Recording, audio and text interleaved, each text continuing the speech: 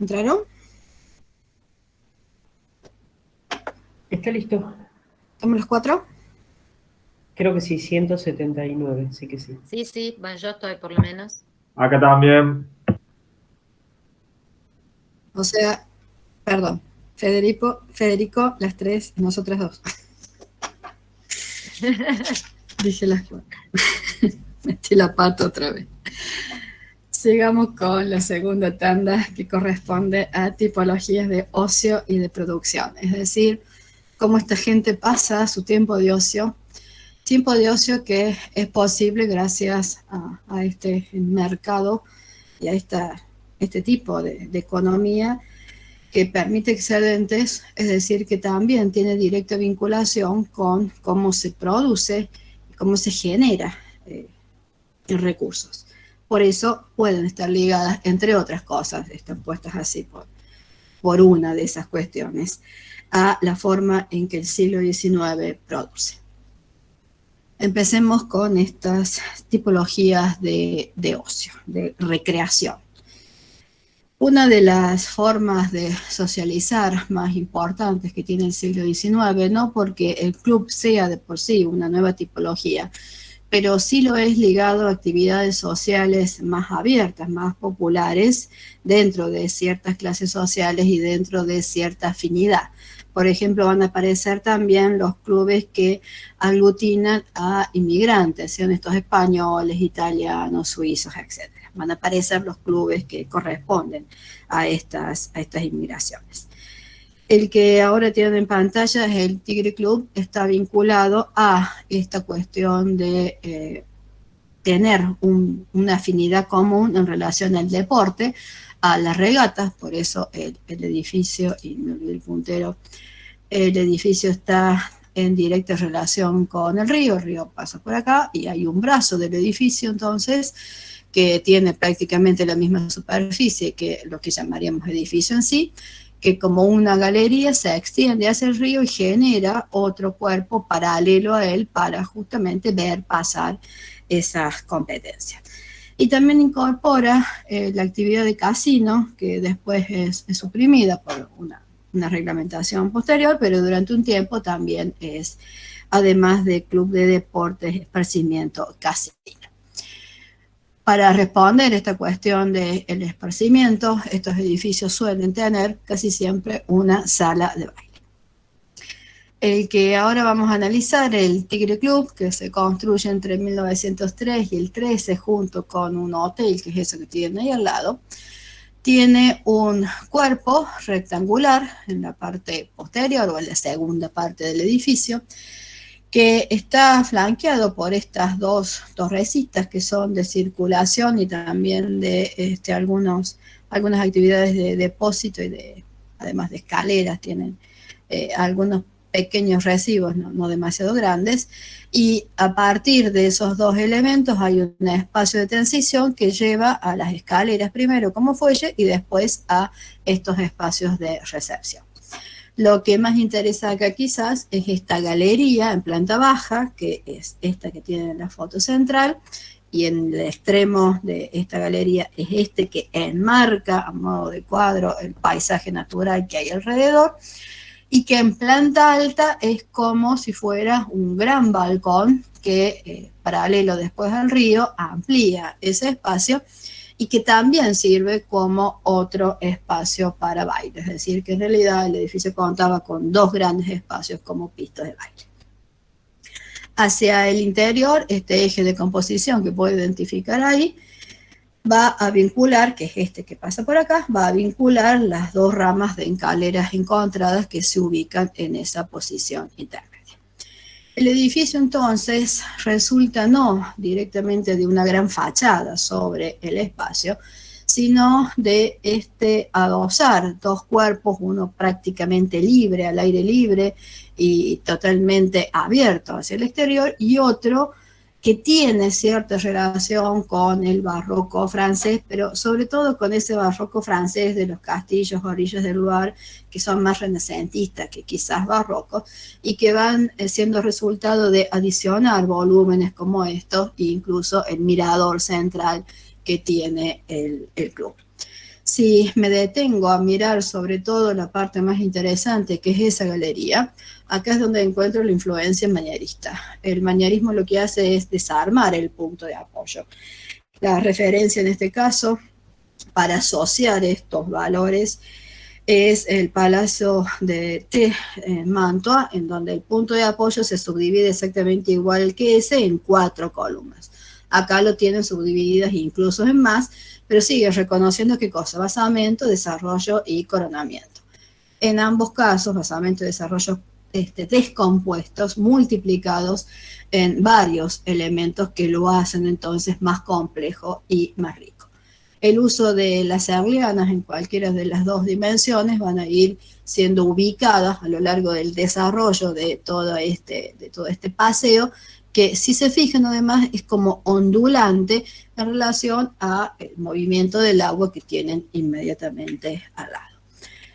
El conjunto del edificio tiene mayor peso a partir de esta gran galería, balcón, terraza que está sobre el río. Mientras que esta idea de castillito francés de recreación también lo encontramos en la parte posterior, pero el gran peso en sí de la composición la lleva todo este volumen prácticamente calado que genera las visuales al río, sean en planta baja o en planta alta.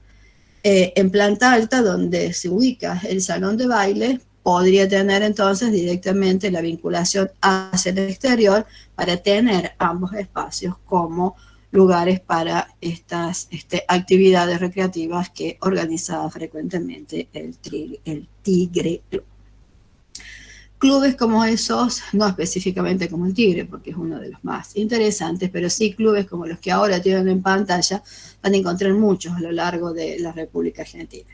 En particular, los que responden como este que tengo acá, que es el Club Español, a estas comunidades de inmigrantes.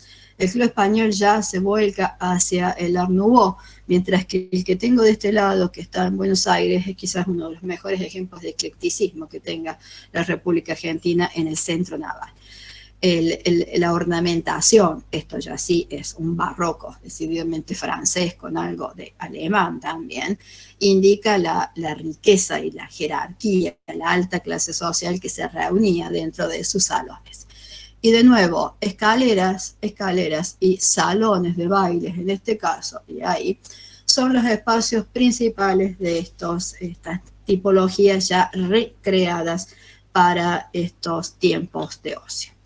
De la misma forma, la ornamentación centrada en las portadas, sobre todo, es lo que más va a realzar la riqueza del lenguaje y también el manejo compositivo de cualquiera de los arquitectos que han estado encargados del diseño de obra. En ambos casos, uno es francés, en el caso del edificio porteño, y el otro es catalán, en el caso de Rosario. Rosario tiene el mejor Art Nouveau casi de nuestro país.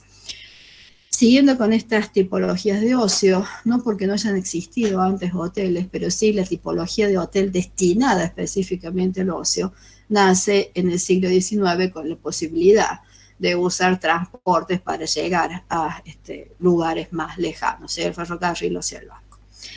El que tienen ahora en pantalla, el Sierra Hotel de Altagracia, fue construido a partir de las inversiones de la Compañía de Tierras y Hoteles del Ferrocarril Central Argentino, que llegaba a Altagracia y que decidió invertir en función del turismo.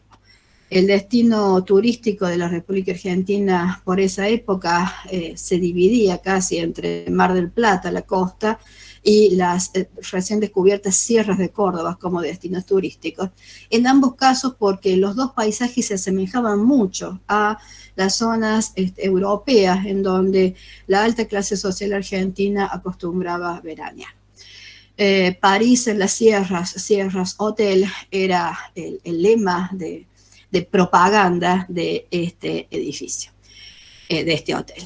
Este hotel está inspirado en un hotel inglés de Calcuta, hotel que correspondía a un territorio colonial de los ingleses y que es tomado y transculturado, la vuelta de la transculturación por ahí es interesante de analizar, para ser construido en las sierras cordobesas.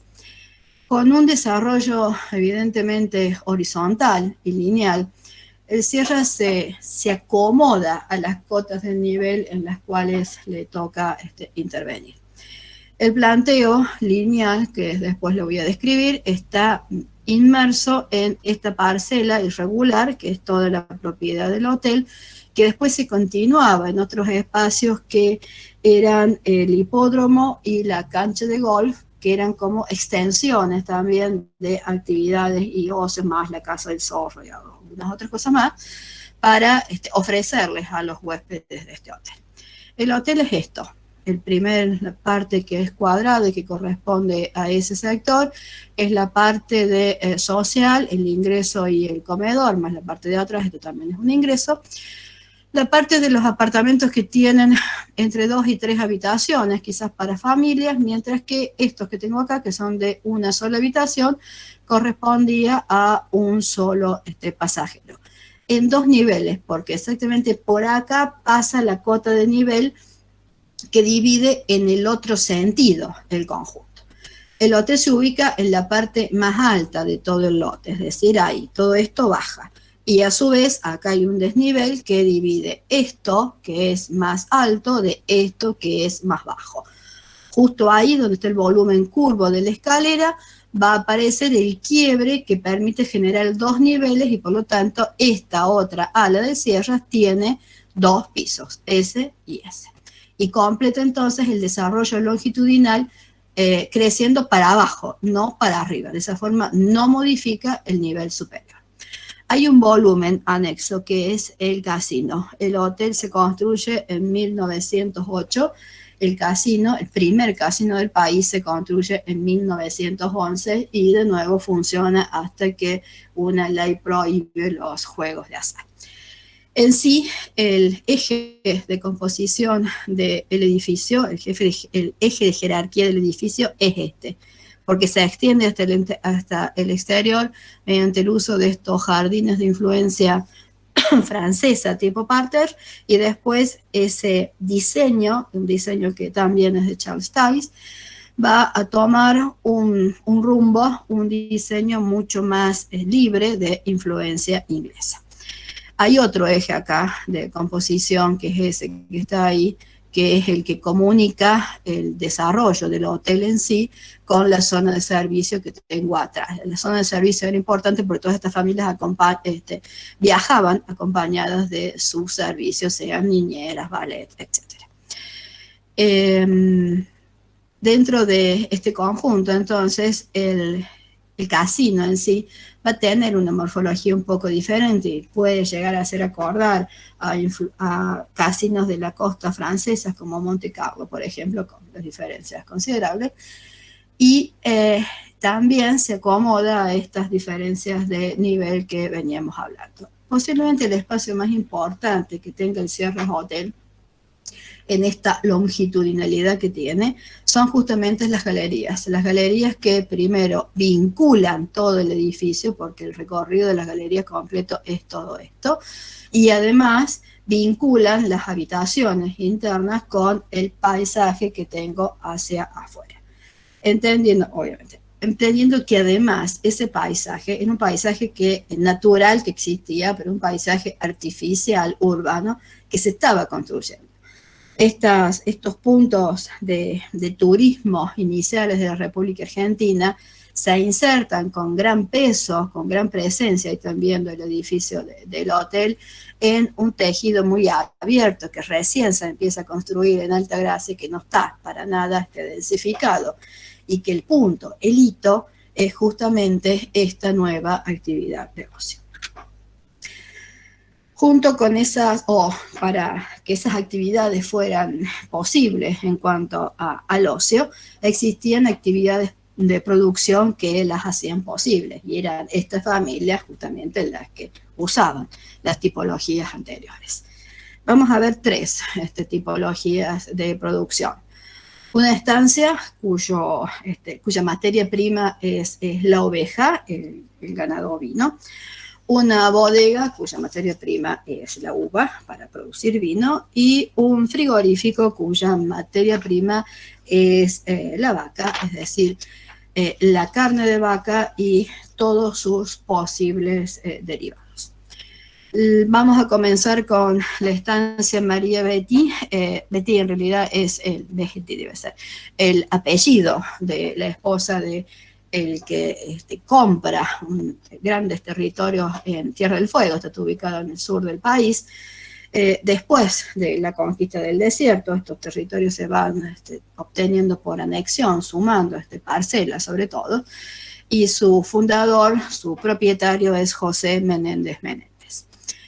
La primera estancia, la primera argentina, se empieza a conformar a partir de 1898, tiene unos 150.000 hectáreas. En realidad la que tiene 150.000 hectáreas es la segunda estancia que él funda, la segunda argentina, y después del fallecimiento del matrimonio, ambas estancias pasan a llamarse por los nombres de sus expropietarios. La segunda va a tomar el nombre de estancia María Betty. Esta estancia dedicada al ganado ovino, entonces, puede empezar a leerse a partir de este cruce de caminos que les estoy marcando, que define este espacio que casi a modo de plaza, olvídense de ese parque de especies exóticas que dice ahí, va a congregar todas las funciones necesarias para que el establecimiento funcione. En el cruce de esos dos caminos tengo la ubicación de las oficinas, de donde se maneja toda la administración, y que está como en diagonal, quizás más cerca de la casa principal, que es la que tengo acá, y cuyos datos más en imágenes son los que rodean ahora el planeta central. Entre esto y esto hay unos 500 metros, esto tendrá unos 200 metros y esto tendrá unos 150 metros aproximadamente. Este es el galpón de Esquila, el galpón más grande que tiene la Argentina para estas actividades y que tiene aproximadamente unos 100 metros en este sentido y unos 41 metros en este otro sentido. Sobre este lateral hay algunos espacios sociales, como la biblioteca, los baños, viviendas, las viviendas de trabajadores, hay viviendas para cada uno de las distintas funciones que cumplen estos trabajadores. Sigue habiendo viviendas de peones, cocinas de peones, viviendas de esquiladores, viviendas de ovejeros y también las perreras, que son las que sirven para llevar a las ovejas de un corral para otro en toda la extensión del territorio de la estancia. En la esquina tengo los talleres que atienden toda la maquinaria, el garage, la usina y el galpón de máquinas y depósitos de combustibles. Esto hace a la zona central. En esa zona central, la casa principal es la plantita que tengo de este lado. Dada la inclemencia del tiempo, hay un espacio de transición interior-interior, tipo lo que sería un jardín de invierno, para que la familia pueda tener estas visuales hacia el exterior, y toda la casa está ejecutada en chapa y madera, con la ornamentación, tanto esos pináculos como los revestimientos en crestería y todo lo demás, que hacen acordar inmediatamente a la influencia inglesa del ferrocarril.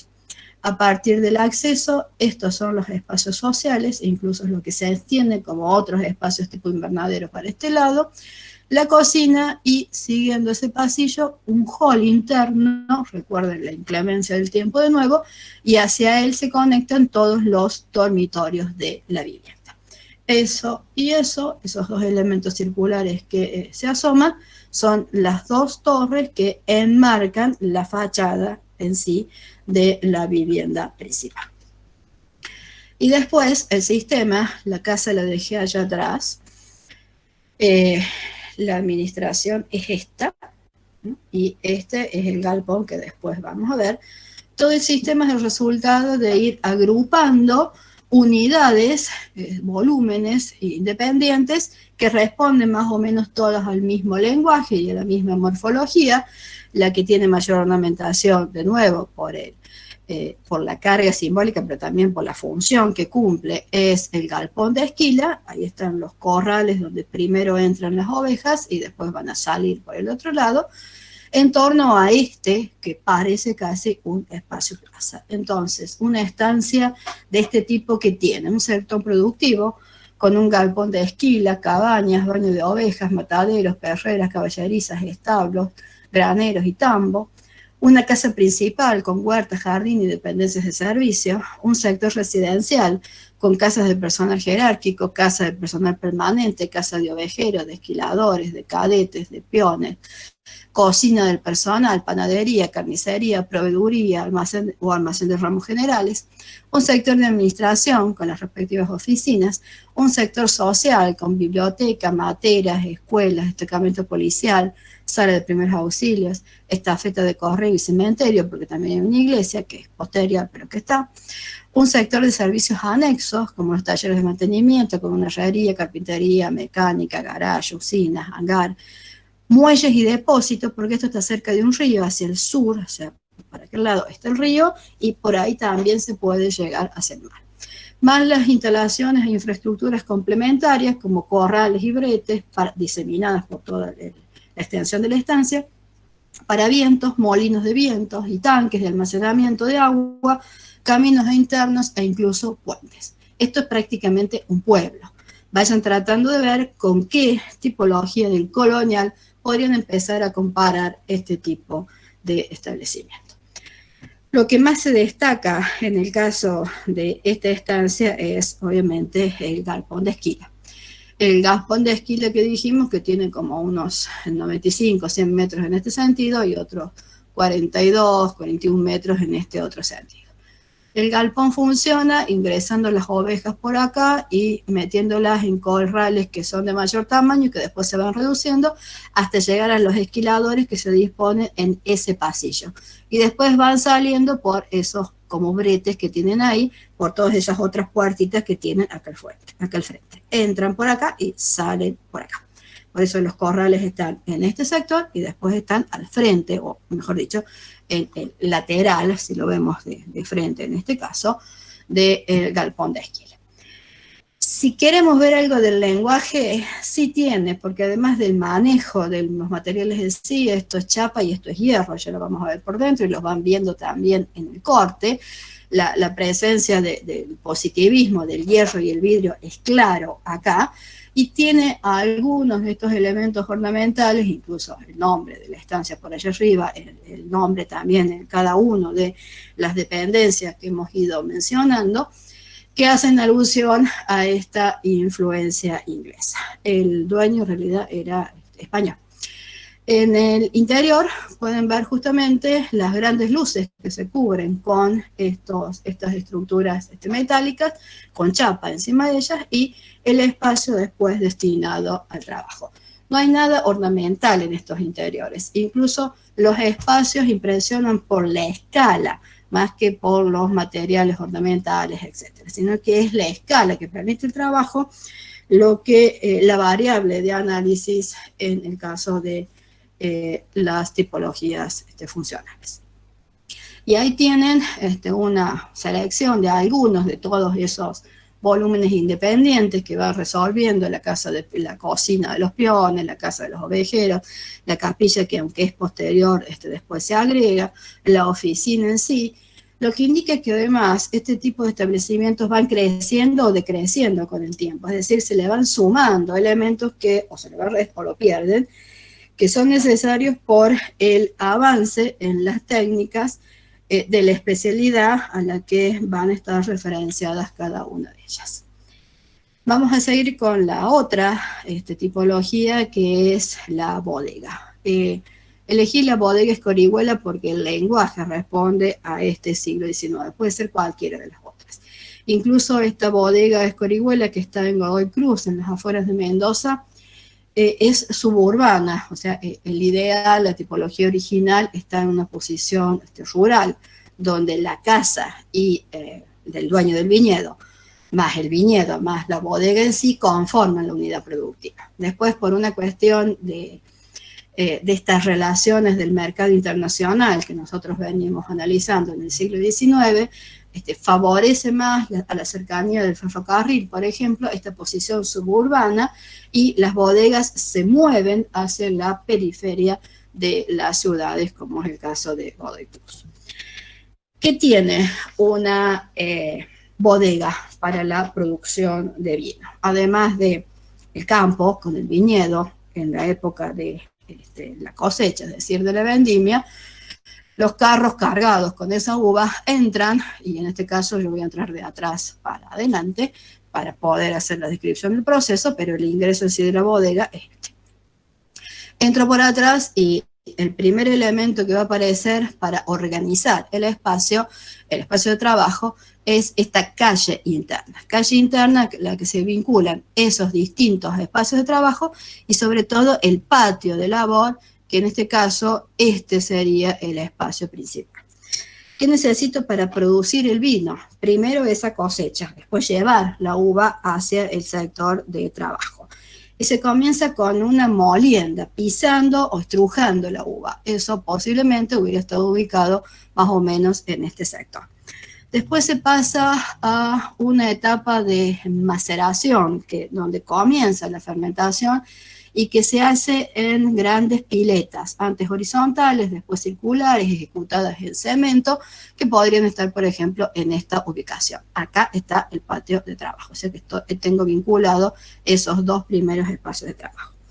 El tercer espacio de trabajo es el de fermentación, donde el vino se tiene que quedar, o lo que se está produciendo se tiene que quedar durante un tiempo, y es propiamente dicha la bodega, es decir, espacios de este tipo donde ya envasados en toneles, el vino empieza el proceso de crianza en barricas de roble. Y finalmente, y esta es la zona de la bodega, una serie de naves justapuestas unas al lado de otra, y finalmente, una vez que ya está listo, pasa al sector de embotellamiento. Ese sector de embotellamiento, igual que el resto, está controlado a través de laboratorios que tienen como cabeza un enólogo. Esto además necesita una administración, que son estas dos casitas que la bodega en este caso tiene enfrente, que es lo que tengo acá, ¿sí? Una casa que responde de nuevo, basamento, desarrollo y coronamiento a la influencia del academicismo en cuanto a su primera intención de diseño, y que después tiene, en este caso, algunas influencias que podríamos vincular en parte con el Art Nouveau. Mientras que la fábrica, el resto en sí, la fábrica es como le dicen los españoles al muro, y sobre todo estos muros que están desnudos, ejecutados directamente en hierro, mientras que los interiores tienen todas las cubiertas que responden a la influencia del uso del hierro y del vidrio, sobre todo del hierro, es un tratamiento directo de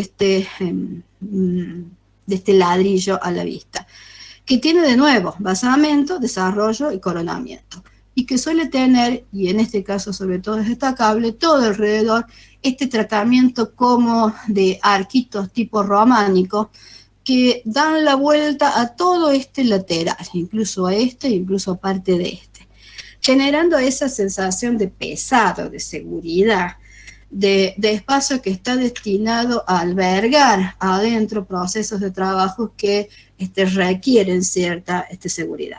Esa es la impresión que da todo el conjunto entonces de cualquiera de estas bodegas. Relacionadas entonces en principio con el campo de producción de estos viñedos, una bodega que tiene una calle interna que organiza el espacio y las actividades productivas, que son la molienda, la fermentación, la conservación y el embotellamiento, más las administrativas. Está vinculada esa calle interna al patio de labores, a la bodega propiamente dicha, de 1, 2 y 3 y hasta 8 cuerpos, en donde se hace sobre todo la conservación del vino, los galpones y depósitos, la administración de los escritorios, el laboratorio donde trabaja el enólogo, la sala de calderas con chimeneas de ladrillo, que es la que permite hacer funcionar el resto de los sectores que mencioné antes, y la usina, que es donde va a parar, donde se va almacenando la energía que es necesaria. También tiene puntos residenciales, que son la casona patronal, que en el ejemplo que vimos son las dos viviendas que están al frente, con una plaza que la vincula al resto de ese tejido abierto de la parte suburbana de Godoy Cruz. Las viviendas de los técnicos, de ser necesario, las viviendas de los obreros y la casa de los contratistas, estas dos directamente ligadas a una posición más rural que a la que nosotros acabamos de analizar. Y la última de ellas, de las tipologías que vamos a ver, es el saladero o después frigorífico. Como estos, hay muchos en el país. Tomamos el frigorífico Anglo del Uruguay por la complejidad que alcanzó y también por el proceso de ser uno de los primeros frigoríficos que fabricaron esto del extracto de carne que se usó sobre todo en las dos grandes guerras mundiales. Este proceso es propio del siglo XIX y el frigorífico sigue creciendo a lo largo del siglo XXI. Este frigorífico creado por este primero que tengo, mejor dicho el segundo que tengo acá, que es alemán, el saladero era propiedad de Hugh, que lo compra este alemán para poder implementar el procedimiento de el extracto de carne, pasa a ser finalmente propiedad de ingleses y después del Estado uruguayo. ¿Cómo leo un frigorífico? Frigorífico que, repito, produce extracto de carne, sopa en cubitos, conservas y diversos tipos de embutidos. Lo voy a empezar a leer siguiendo la llegada del animal al espacio de trabajo, hasta que el producto es embarcado rumbo a los distintos mercados internacionales. La vaca llega por acá, en este caso, sigue más o menos la línea azulita primero, a los espacios de corrales que algunos están cubiertos y algunos están abiertos. Pasan a la playa del Matadero, que está ubicada en este sector, y acá lo que es carne va a parar directamente a la gran cámara frigorífica. Esto que está acá tiene de nuevo unos 110 metros de lado, 120 metros de lado, por unos 42 metros de lateral. O sea, es como media cuadra compacta. Inicialmente es una cámara de frío que está construida en hierro, sobre todo una estructura de hierro, que termina siendo una estructura de hormigón armado. Todo lo que sobra de la primera faena del animal se tritura y se transforma en fertilizantes en esta área. Después, una vez que tengo la carne dentro de la heladera a gran escala, la voy a empezar a utilizar pasándola para este sector, que es donde se empieza a trabajar. Estas son las cocinas en ese sector, y ahí se empieza a trabajar la fabricación de ese extracto de carne, más la sopa en cubos y todos los demás, pegadito a las cocinas, estaban acá. Está toda la fábrica de las latas para hacer la conserva. Inmediatamente se enlatan, se le pone toda la etiqueta y después finalmente es por un tiempo guardada, reservada en este sector. Y después sale por la calle principal, esta sería la calle principal, sale por la calle principal, acá están las oficinas, incluidas la aduana, el laboratorio de control de calidad y de ahí directamente al puerto. Y acá en el puerto se embarca, hay una grúa que ayuda a embarcar y sale directamente hacia los mercados que consumían continuamente este tipo de extracto de carne, que completa lo que acabo de describir. Para que esto funcione especialmente en freezer, todo lo que tenga que ver con la usina, que son estos elementos amarillos que están por ahí, y que necesitan combustible, que son estos que están por acá. El agua tomada del río, elevada a tanques y pasadas a este punto, y a este punto, y a ese punto, porque se necesita lavar continuamente por una cuestión higiénica. Esto tiene que estar limpio siempre. Y las viviendas, que son los que tienen en color rosita, la casa grande, la casa del dueño con su respectivo jardín a la francesa, algunas casas de familias iniciales para obreros y después estas otras que se van construyendo ahí a lo largo hasta que finalmente cuando el frigorífico ya toma cierta importancia, se construye al lado el barrio del Anglo, que es eso que ustedes tienen ahí, siguiendo más o menos la idea de una ciudad jardín. Esto tiene unos 400 metros de lado por unos 500 metros en este otro sentido, y de esa forma, llevando el animal por ahí, introduciéndolo por ahí, este es el sector de la playa, esta es la calle principal, digamos, del sistema fabril, mientras que esto, el rectángulo ese que ven ahí, es la cámara frigorífica y todo el centro de la producción está en ese sector, almacena y sale por ahí al puerto que estaba en esa ubicación. La imagen en sí es una imagen que ya está vinculada con el positivismo. Es hierro puro, vidrio y obviamente función. Acá lo que importa es cómo funciona todo el sistema, más allá de qué aspecto estético tiene.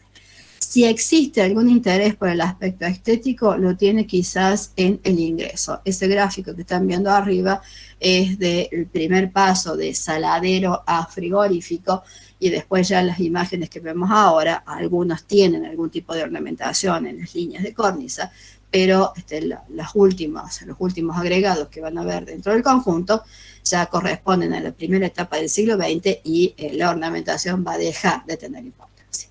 Los espacios entonces de producción, como el que tiene que aparecer ahora y no sé por qué no aparece, ahí está, los de producción son los más significativos. Y ahí ven claramente todo lo que es la infraestructura en hierro que corresponde al siglo XIX y ya el agregado en hormigón armado, en cemento armado, que es la última etapa de ampliación de la cámara frigorífica. Cámara frigorífica que es el centro de toda la actividad. De nuevo, la cámara frigorífica tiene entre 110 y 120 metros de lado por unos 40 y pico metros por el lateral. Y son una serie de naves en varios pisos, ahí tienen la diferencia de pisos, inicialmente estructuras de hierro y después estructuras en hormigón armado, como las que están viendo ya en la gran pantalla que enfrenta al puerto de El Anglo.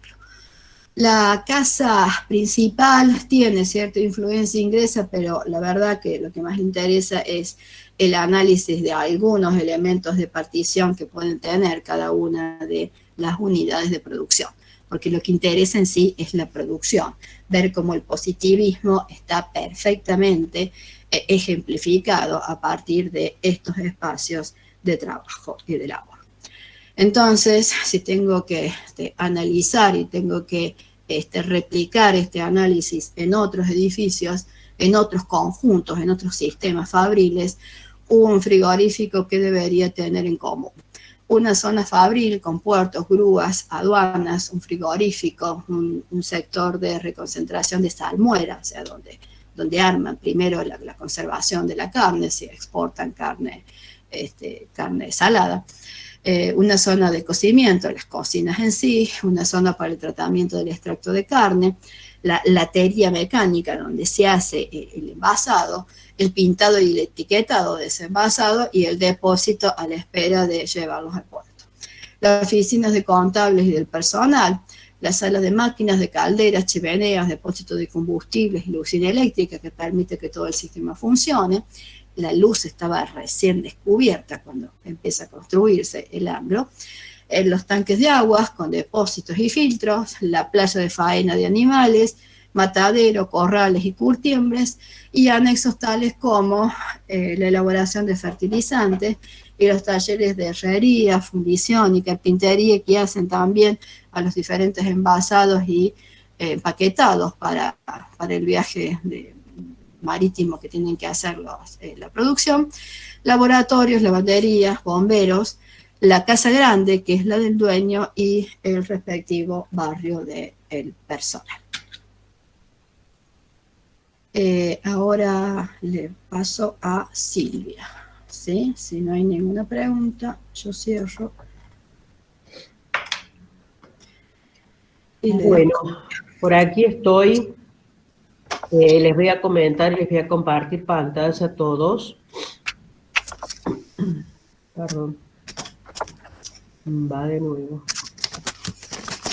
Aquí. Esto ya está en un CABIM, que es sobre el trabajo práctico número 3, que están ustedes elaborando. Y que aquí ya están las consignas para que ustedes puedan empezar a pensar, digamos, en lo que es la entrega final, digamos, de todos estos ejercicios que ustedes han estado haciendo. Allí están los contenidos generales con los objetivos, las distintas etapas que ustedes han estado realizando en cuanto a cultura, urbanismo y arquitectura, y nos concentramos un poco en la etapa B. En esta etapa vamos a trabajar, reitero que esta es para la entrega del trabajo práctico, que se vence el 3 de septiembre, que es el día del parcial. Sobre la comparación de ejemplos de cultura, urbanismo y arquitectura. Es un trabajo grupal en donde van a trabajar sobre síntesis gráfica comparativa, volvemos a resaltar lo que es lo comparativo entre distintas tipologías funcionales. En cuanto al trabajo a realizar para urbanismo, a partir de los esquicios individuales que cada uno de ustedes ha hecho de urbanismo, van a comparar los ejemplos de cada integrante del grupo en una hoja A3 apaisada, a partir de los componentes que nosotros analizamos, traza, trama, tejido, etc. Vuelvo a reiterar que esto es comparación, no es solamente poner la síntesis de cada uno de sus ejemplos, en el caso de 3 alumnos, los 3 ejemplos, sino que elaborar esas comparaciones a modo de conclusión, ¿no es cierto?, de ir viendo a través de esos esquicios. En cuanto a arquitectura, van a seleccionar, y aquí dice a partir de los esquicios individuales que ustedes han realizado, van a seleccionar cada uno 2 ejemplos. Uno institucional. Lo institucional corresponde a todos los ejemplos que hemos visto en la primera parte de hoy de la clase, en el que ustedes han estado trabajando en el esquicio. Y otro que corresponde a otras tipologías. Esas otras tipologías, excepto las religiosas. Entonces, cada uno de ustedes va a seleccionar, vuelvo a decir, un ejemplo institucional y otro de otras tipologías. Entonces se van a hacer 2 comparaciones, cada uno en una hoja A3 apaisada. Primero, se comparan los ejemplos de la tipología institucional a partir de la función, el lenguaje, la estructura y el espacio. Eso va a conformar una primera lámina A3. Y en la otra se comparan ejemplos de otras tipologías, reitero, no religiosas, por el componente lenguaje, y van a también aplicar allí lo que es el método académico, que es esta forma de componer la arquitectura en este siglo XIX. Y eso va a formar parte de esa segunda hoja A3 para arquitectura. Para el tema de cultura, transculturación y región, en la tercera síntesis, digamos, y que es a partir de los esquicios que han realizado, de los teóricos, de los textos leídos, de todo lo que ustedes han hecho, en la primera parte van a elaborar un texto breve sobre cultura que compare el siglo XIX y el colonial, ¿sí? Que es el trabajo inmediatamente anterior, tanto a la colonización española como a la portuguesa, según la localización de los ejemplos de urbanismo y arquitectura. Y además, en esa misma hoja, a partir de los conceptos de transculturación y región, elaboran un texto que resuma las ideas resultantes de ese análisis que ustedes han hecho de los ejemplos de urbanismo y arquitectura. Esto se realiza en una hoja A4 vertical, destinando aproximadamente la mitad de la hoja para el punto 1, es decir, a la comparación sobre cultura entre 19 y colonial, y la segunda parte para transculturación y región. Y esto sí puede elaborarse con procesador de textos. Entonces, la presentación que van a realizar los grupos de 3 y 2 alumnos va a ser, la primera síntesis es una A3, que es la comparación de urbanismo, la segunda sobre arquitectura, hacen una comparación de arquitectura de tipo institucional más otra comparación de arquitectura de otro tipo funcional, reitero, no religioso. Y por último, una A4, en donde van el concepto de cultura comparativo y transculturación y región como conceptos instrumentales del 19. El grupo de un alumno, digamos, va a realizar en una A3 la comparación de su ejemplo de urbanismo y elige otro ejemplo más para comparar. Para el caso de la arquitectura, hace comparación de la arquitectura de tipo institucional, en ese caso también deberá elegir otro ejemplo, y una A4 para cultura, transculturación y región. El texto va solamente en esa síntesis 3, y el resto es solo gráfico, todas las hojas con nombres de autores, etc. La fecha última de entrega es en el aula virtual el día 3 de septiembre, que es el día del parcial. En el caso de ustedes, a las 17 horas. Pueden entregarlo antes, ¿sí? El día 3 del 9 ustedes van a tener la primera parte de taller, digamos, de horario de taller, un seminario, exposición y las últimas conclusiones acerca de los periodos colonial y 19.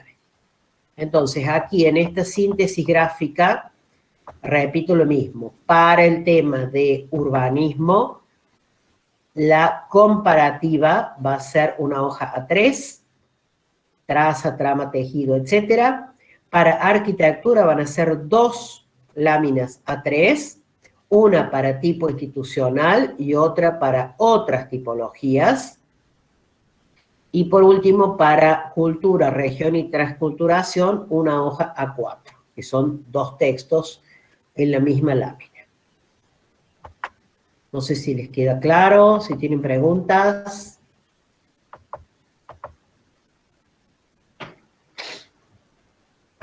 Está claro. Yo, profe, una consulta. Cuando dice elegir otras tipologías cada uno, claramente sí, tenemos que elegir los 3 la misma tipología, ¿no? ¿Estar de acuerdo en eso? Pueden no elegirlo, pero sí elíjanlo bien. Porque pueden ustedes, por ejemplo, en este caso que hemos visto hoy, ustedes pueden tomar ocio, un ejemplo de ocio, otro de producción y a lo mejor otro de educación, pero siempre y cuando ustedes se pongan de acuerdo y vean cómo ustedes van a poder compararlo. ¿Sí? Pero decimos no religioso, acuérdense eso, ¿sí? Bien. Si quieren comparar de la misma tipología funcional, también pueden hacerlo. Pero pueden también elegir de otras tipologías, que son en realidad como nuevas tipologías. Genial, muchas gracias. Porque así vamos a poner el acento en lo que es lenguaje y método académico. Bien. Profe, ¿sí? Y en la comparación de esos, o sea, las tipologías que elegimos, ¿hay que comparar solamente el lenguaje y el método académico? En ese caso sí, en ese caso sí.